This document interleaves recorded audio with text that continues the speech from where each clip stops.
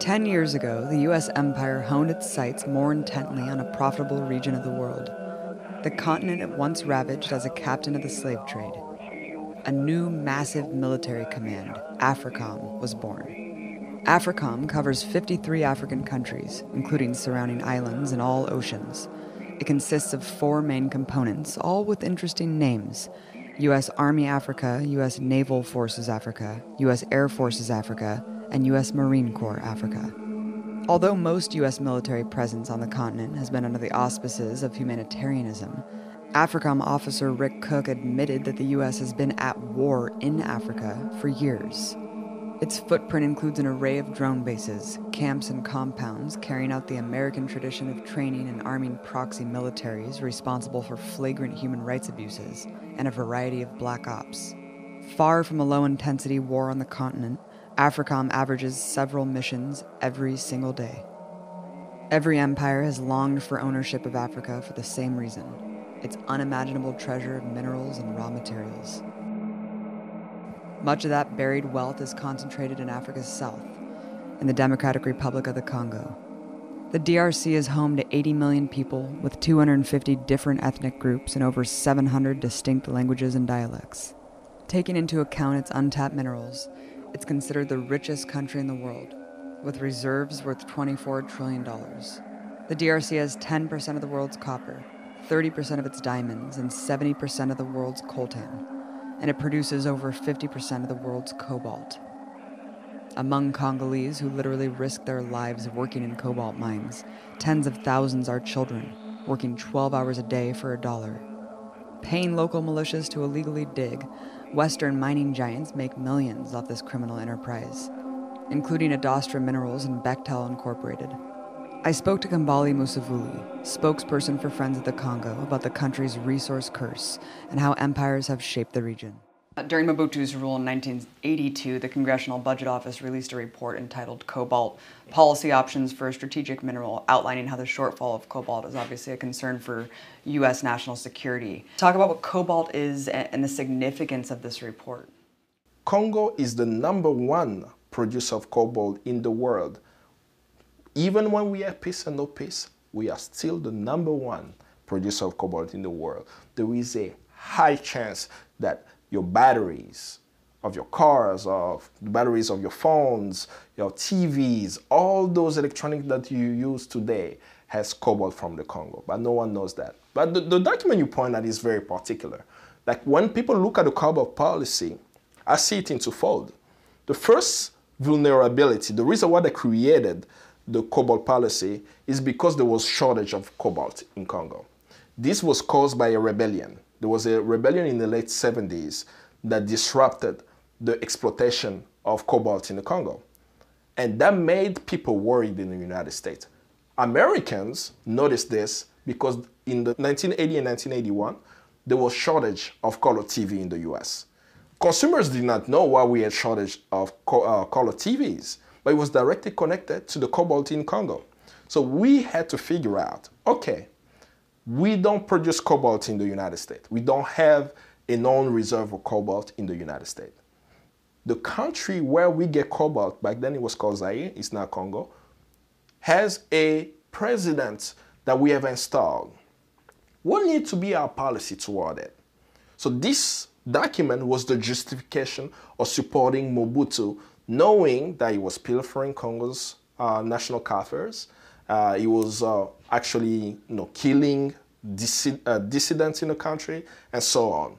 But because he was so essential for our access to cobalt, we supported him.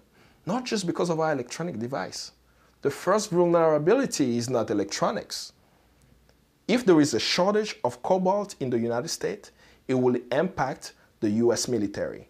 And they said it in the document, right up in sight, that without Congo's cobalt, we'll have problems waging war. We'll have problem with that. What does the US military use cobalt for? You cannot have a drone without cobalt. You cannot have your planes without cobalt. You cannot send a space shuttle without cobalt. In your nuclear reactor, you see that also. I mean, it's used virtually in most of the major military and aerospace equipment. if there is a shortage of cobalt, we can't wage a war. That's the first vulnerability of the cobalt policy. So if we want peace in the world, let's make sure that Congo is in control of the Congolese so that they can use the resources to better their lives, have clean water and electricity and better life in their own country, rather than seeing the minerals fleecing the country, going to Western nation, and it's being used in the military industry, causing havoc around the world. From first gold to rubber to human slaves to now cobalt, Africa has endured over 5 centuries of oppression and theft by European empires. So much so that the entire capitalist world was able to develop through an annihilating policy of underdeveloping Africa. The Congo has a common colonial origin story. The diverse landscape, which contained 450 independent African groups, had borders drawn around it in the 1880s as a private holding of European investors. The colonial project was formally recognized as the Congo Free State at the 1884 Berlin Conference, a meeting to divide Africa by European empires and no Africans. The Congo Free State's head fat cat was the bloodthirsty Belgian King Leopold II, who led an army that conquered the region, murdered its African leader, and brutally repressed its people. The Mad King broadcast to the world his noble mission of bringing civilization to the newly formed Congo. Meanwhile, he was pillaging and plundering every inch. His tactics included cutting off the hands of workers, including child laborers, for the crime of failing to meet their daily rubber production quota. Leopold and his military commanders even encouraged their soldiers to collect severed hands as a measure of success. But on February 26, 1885, Henry Sanford was signing on behalf of the United States that document saying that they're giving this huge land called the Congo to Leopold II. Leopold II controlled the land as an individual. He was this corporate mogul. I can't compare him to Donald Trump, who he says, I want real estate. I have a very tiny country called Belgium, but I need a land that has so much resources. So they gave him the land. He was the CEO of the Congo, the so-called independent state of the Congo. But with that land, they were exporting rubber, they were exporting elephant tusk ivory abroad. During this time, according to the Adam Huxley's book, we had about 10 million Congolese dying. It was modern-day slavery. I don't know if I should even say modern-day slavery, because slavery is slavery, right? They will take Congolese and take them to the field. You have to bring rubber. So let's say if I don't bring 60 kilograms of rubber, that's my quota. No, I need to bring that amount every day. Either I will be beaten to death or killed, or my hand will be chopped off. And because of the brutality, the population of the Congo at the time was about 20 million, according to the census, and it decreased to 10 million. But the world didn't know. Now, all we knew is that Ford is making this nice car with nice tires. We never questioned American business people where they were getting their rubber from. We just were saying that this is the industrialized world and we have all these materials, but we never asked where it's coming from. But it directly affected the population that was cut into half in a period of 10 years. During that time, because of people speaking up, Congo was taken away from Leopold, but it was not given back to the Congolese. It was given to Belgium. So from 1908 to about 1960, Congo was under Belgian rule. So when you look at the archives videos of the Belgian rule, you will see videos where you have this white Belgian speaking in front of a class, teaching the Congolese how to be civilized. And they will have all these propaganda videos being shown in Belgium, where they will literally say they were bringing civilization to Congolese, teaching them how to eat, how to open doors, how to use a fork. That's how people live. So when a Belgian sees that on national TV, he says, oh, we're doing great work in Africa. We're teaching people how to be civilized. No question about how the uranium that was used to bomb Hiroshima and Nagasaki came from the Congo. The Belgians took it out of the Congo and gave it to the Manhattan Project in New York City. No, that was uranium from the Congo. There is no question that in the Marshall Plan to rebuild Europe, Congo's copper was essential. They were not treating them as citizens or even human beings. That's what caused it, not just in the Congo, but across the continent through the colonization period, people to rise up. Because we say, wait a minute, I'm a human being. Why am I not being treated as a human being?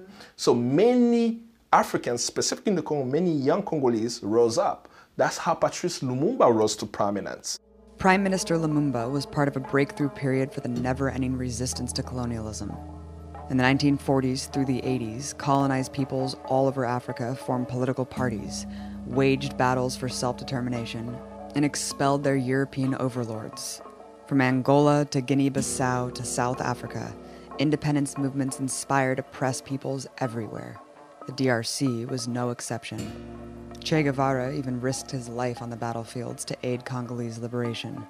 After almost a century of that colonial rule from Belgium, in 1960, Congo chose its first democratically elected leader, Patrice Lumumba.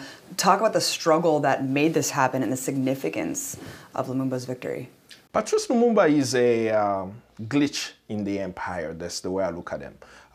He was also among the elite, if you may say, the elite Congolese, meaning that in Congo, you couldn't study after 8th grade under colonial rule. So literally after 8th grade, you're not getting an education.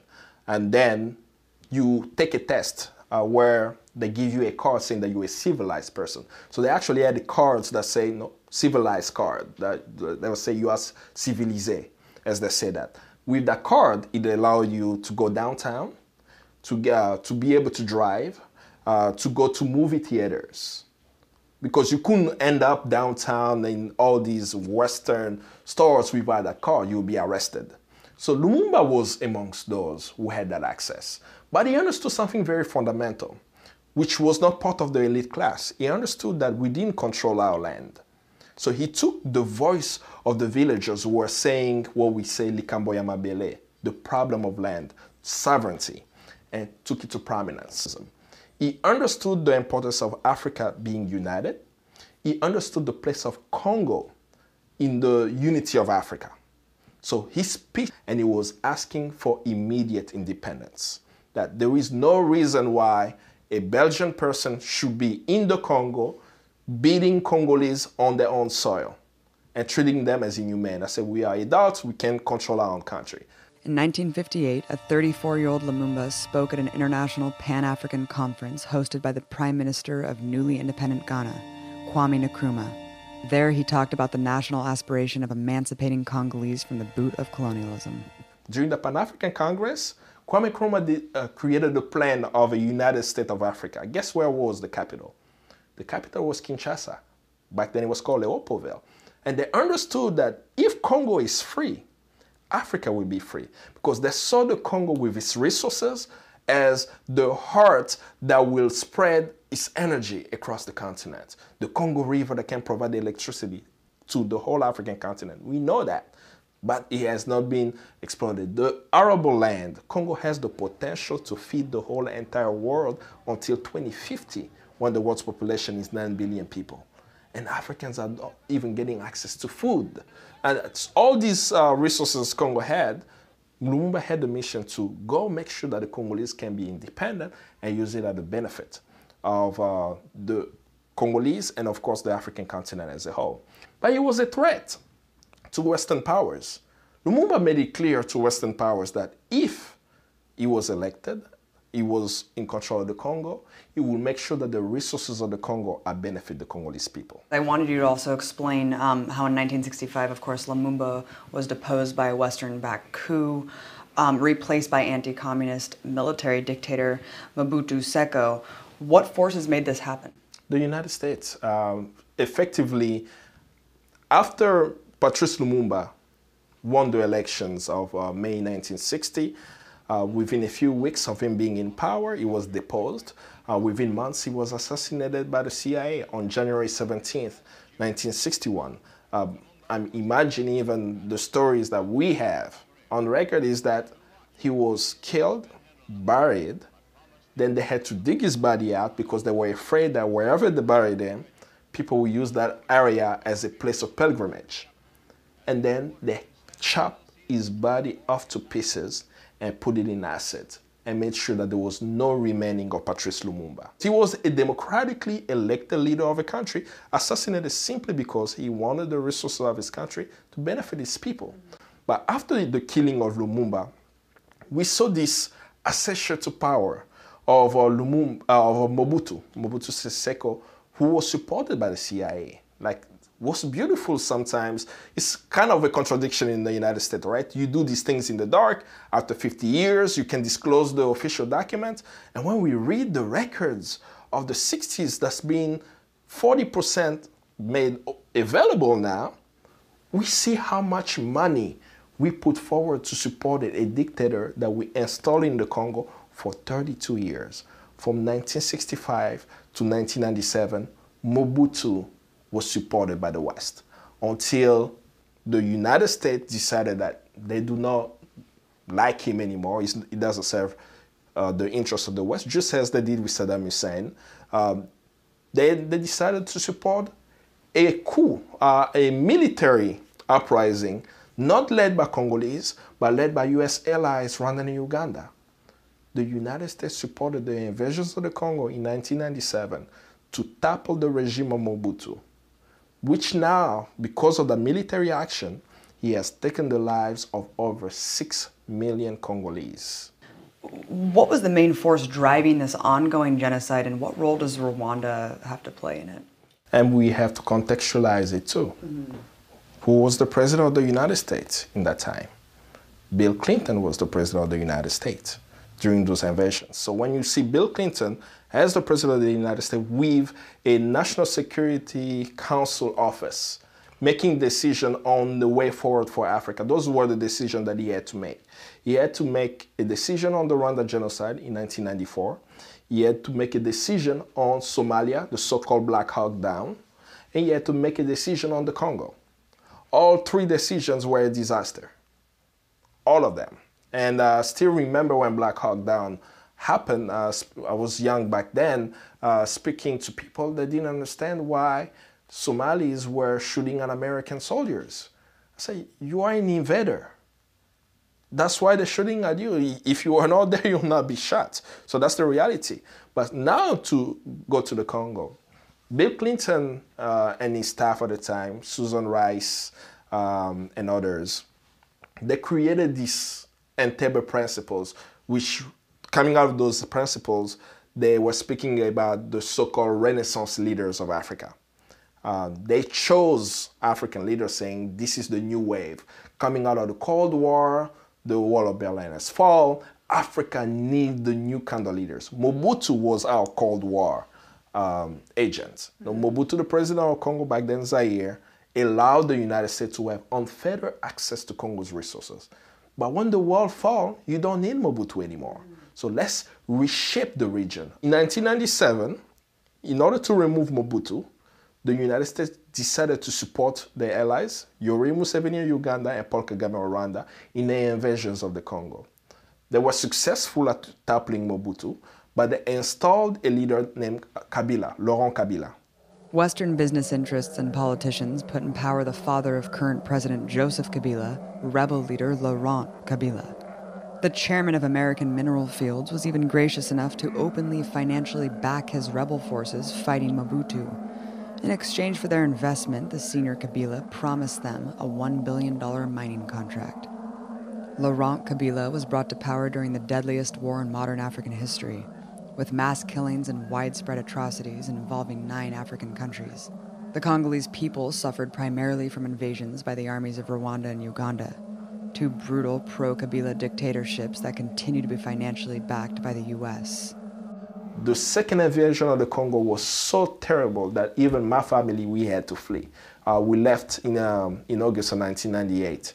But what continued after, which is really a scar to the human conscience, that millions of lives died. But how did they die? So you have foreign troops on the ground, terrorizing population, killing them, burying them alive.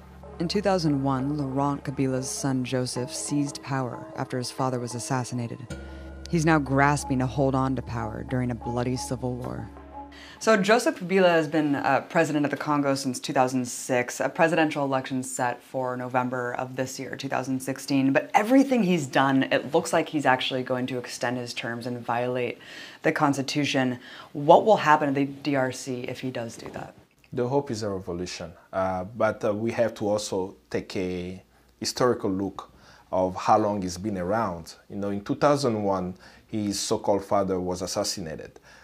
Congo is not a monarchy, but he ascended to power. So there is always a question of how did he become the president of Congo in 2001. So as he was installed, Western nation recognized him as the president of the Congo. He stayed there till the official election in 2006. So he's been there for almost over 15 years in power. But in 2006, there was hope that Congolese will decide. There were two top contenders, Joseph Kabila and Jean-Pierre Mbemba, who is currently at the International Criminal Court, facing charges of crimes a quote-unquote committed in Central African Republic. But at the end of the elections, Kabila was declared the winner. There was an uprising in Congo. This is actually the first time in history where Western diplomats were bombed in a bunker in Congo. So he almost killed a dozen diplomats because he was afraid that the West shifted. But of course, there was no accountability after that. All Western nations banked on Kabila. The reason why they banked on him, they saw him as a leader they could control to get access to Congo's minerals. During his power, you can see that many mining contracts have been signed that didn't benefit the Congolese people. And the International Crisis Group actually noted that in 2007, Western nations banked on Kabila because they felt this was our guy that we can control. So in 2011, which was the second official elections, according to our constitution, that election was also rigged. In some areas, Kabila won by over 100%. Numerous election monitoring bodies, including the Carter Center, called the results illegitimate. The U.S. wavered for 3 months amidst mass protests before officially recognizing Kabila as president of the DRC. Constitutionally allowed only 2 terms, his recent move to delay the upcoming election with a nationwide census was met with fierce opposition. When it was voted into the parliament and now moving into the Senate, the youth of the Congo took it to the streets. They were watching what the politicians were doing, and they took it to the streets and they shut down a city of 15 million people. Young Congolese from, I'll say, 15 to 20-some years old who were watching the political scene. So for 2 straight weeks, they were protesting, facing the police, saying no to the change of the constitution. Scores were killed. The official numbers are that there were 42 people who were killed. But when we look at the fact on the ground, in March of the same year, last year, we found, even the locals, the United Nations, found a mass grave in Kinshasa with 425 bodies. For decades, the empire has employed and backed such brutal tactics. But with changing times comes changing strategies, including a deceptive presentation of its role there. From Cuba to the Congo, the U.S. and its minions have invested into youth resistance movements in order to co-opt their country's futures. What is the role of USAID and the Young African Leadership Initiative? Young African Leadership Initiative was created in 2010. It was almost as a response to from Obama to African leaders. 2010, many African countries celebrated their 50 years of independence. He wanted to show an image that I'm not supporting these strong men, I'm going to support the youth. So it was this image of bringing young African youth leaders here to say that you are the future leaders of your country. But the problem with it is it has created an elitist group, unfortunately. You are bringing young African leaders here, connecting them with institutions in the United States, teaching them American politics. So I met one of the youth in 2010, and the individual was sharing with me how they spent their whole day studying federalism. And I was asking myself, why are they teaching you federalism? So yeah, they took us to Capitol Hill, they took us to some institution in Washington to show us how the federal system works in the United States. And I said, that's very problematic. that you bring young people there. And then the presentation of what is actually happening is that this system works for us. Right. So then these young people will go back on the ground and say, I met a legislative staff, I met people on the Hill, this is how it operates, and yet they don't see the inner issues within the political system in the United States. So to me, I'm saying, okay, I'm understanding in concept why it's great to empower youth. But when the United States government is having a network of 100,000 young African youth leaders, that's problematic. Because if China has a network of 100,000 young Americans, Americans will speak up. I said, I have concern that this country is doing such and such. Because we're not talking about an NGO, we're talking about the United States government. Half of the Congolese population is under the age of 18, and the majority of them are Congolese women. So we know for any change in the Congo to happen is going to happen through the youth and through the women. So when you see that potential happening, and you are the United States government, you know that your interests are at stake, that there will be new leaders in the Congo who are not connected with you, who may make decisions beyond your interest. So you want to make sure that right now you are already embedded with those youth leaders. And this is a repeat of history because the United States played the same card in the 1960s. What is the solution to all this? How can we build solidarity from within the empire to help Congolese take control of their own resources? American people can help by having a true and real democracy. Because the empire has so many tentacles. We can be successful in the Congo in having a revolution changing the country. But that doesn't mean that that's going to be the case for Chad, that's going to be the case for Afghanistan, and other places around the world who want to have a better life, a better opportunity. It all starts here.